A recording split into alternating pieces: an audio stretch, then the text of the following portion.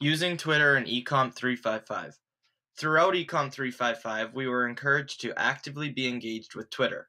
At the beginning of the semester, we talked about an appropriate profile picture. Here I'm repping some LES Wildcats gear, and at the top is a picture of me with some of the staff on Halloween. We also discussed the importance of a Twitter bio. Mine says fourth-year education student at the U of R, majoring in middle years, interned in the @LES8L room at Lumsden Elementary School, expanding my PLN. I also have a link to my blog on my Twitter account here. As you can see, I use Twitter to tweet out links to my blog posts. I use it as a sort of portfolio to show what I'm doing. I also used it to tweet out other classmates' blog posts that I thought were important. And something that I really worked on throughout ECOMP 355 was expanding my professional learning network by expanding the hashtags I was using and the people I was connecting with. Using my blog in ECOMP 355. Before beginning ECOMP 355, I already had a blog, but this class has really shown me the importance of blogging on a regular basis. So as you can see, my blog also acts as an e-portfolio. I have an about page, my educational philosophy, my teaching profile, things that I did in pre-internship, unit plans and lessons I used in internship, and then university classes. So it's a great online space and acts as part of my digital identity. My last blog post is a look back at my professional learning network. Something I learned in ECOMP 355 was how to embed pictures and videos into posts. This last post has a lot of screenshots and pictures that I was able to embed. On the side here, I've learned how to add an About Me page, which I didn't have before. I have my Twitter handle along with my recent tweets. And then just further down, you can see recent blog posts and recent comments.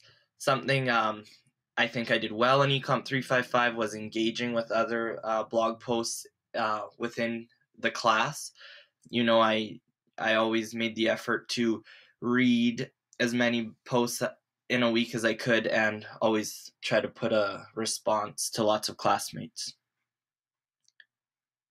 I also use my blog to track my learning project, and that was a place where I could use a lot of videos to track what I was doing.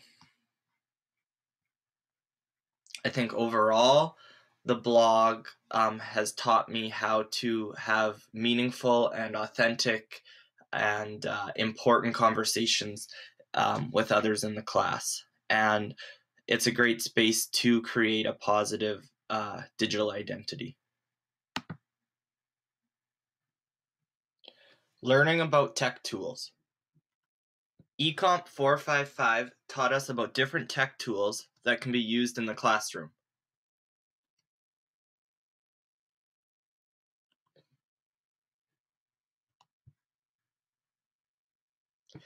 Growing my PLN. I worked on growing my professional learning network through ECOMP 355 by using Twitter and my blog. Step 1. My first tweet in ECOMP 355. We participated in a mock Twitter chat with the hashtag ECOMPChat. Step 2. Reaching out to the class. Here you can see I'm taking part with classmates in a STARS chat.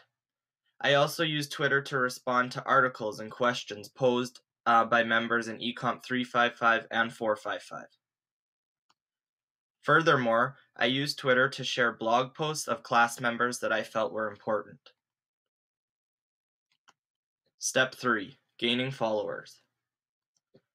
To gain followers, I had to expand who I was following on Twitter.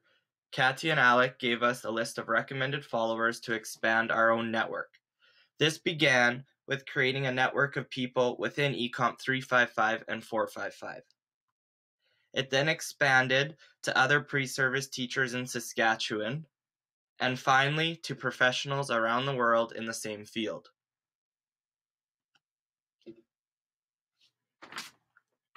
I was able to share articles and resources from my network I was creating. Step 5. Expanding my hashtags. Katya and Alec gave us a list of hashtags that we could use in ECMP 355. Midway through this semester, I realized that I needed to expand my hashtags outside of the class. I began to tweet in other classes I was taking and retweeting articles that I was passionate about. Step 6. Being an active member of Twitter. Here you can see me engaging in a stars chat with my friend and colleague Megan Dobson, talking about my fears as a new teacher. I was also able to engage with other pre-service teachers at the U of S. Here I'm responding to, what is your definition of 21st century teaching and learning? I was also able to use my blog to expand my professional learning network. Blogging was something that I took comfort in ECMP 355. To be honest, when I realized we had to blog in ECMP 355, I wasn't overly happy about it. But as you can see, it's something that I ended up looking forward to on a weekly basis. I would always make sure to respond on lots of classmates' blogs.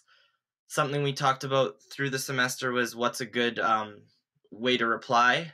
And one of the things we said was, posing questions so we can create a meaningful dialogue.